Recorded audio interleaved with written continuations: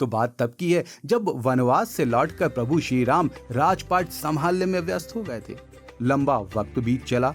यहाँ भगवान शिव को अपने ईश दर्शन की प्रबल इच्छा जागी, तो उन्होंने अयोध्या जाकर श्री राम से मिलने का मन बना लिया।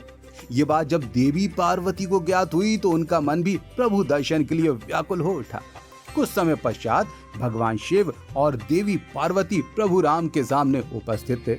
वार्तालाप के बीच अचानक महादेव ने अंजनी पुत्र हनुमान से मिलने की इच्छा जताई।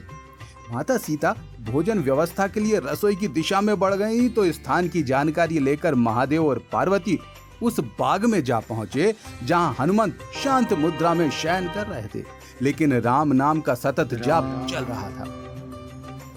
जब ईश जप चल रहा हो तो भला महादेव महादेवी कैसे अपने आप को नियंत्रित रख पाते। दोनों भी राम नाम की धारा में बह निकले।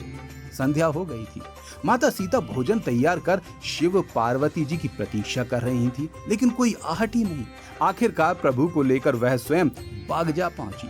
वहां का दृश्य देखकर सीता जी के साथ साथ राम भी अभिभूत हो गए। कौशल्या नंदन ने धीरे से हनुमंत को जगाया। निद्रा टूटते ही जब राम नाम जप थमा तो शिव पार्वती जी को भी स्मरण हुआ कि उन्हें तो भोजन के लिए माता सीता ने आमंत्रित किया था। हाँ, सभी महल पहुंचे। माता आज्ञा के बाद शिव पार्वती के साथ साथ हनुमंत भी भोजन प्राप्ति के लिए बैठ गए। माता सीता ने अपने हाथों से पकाया हुआ स्वादिष्ट भोजन बड़े ही स्नेह से सभी को परोसा। कुछ समय पश्चात महादेवी और महादेव का भोजन तो समाप्त हो गया, लेकिन हनुमंत को देखकर तो ऐसा प्रतीत हो रहा था कि उन्होंने तो मानो अभी खाना प्रारंभ ही किया है।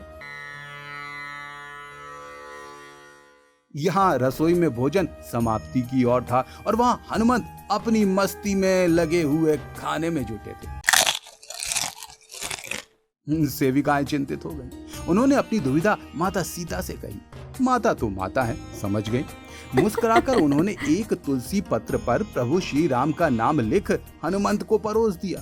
जैसे ही हनुमान ने उस तुलसी पत्र का सेवन किया, मानो तत्काल उनका पेट भर गया। पूर्ण संतुष्टि के भाव से हस्त प्रक्षालन कर अपने स्थान से उठ गए पवन से। सीता जी के साथ सेविकाएं, महादेव, पार्वती और स्वयं राम भी मुस्कुराने लगे। देखा ना राम नाम का प्रताप। राम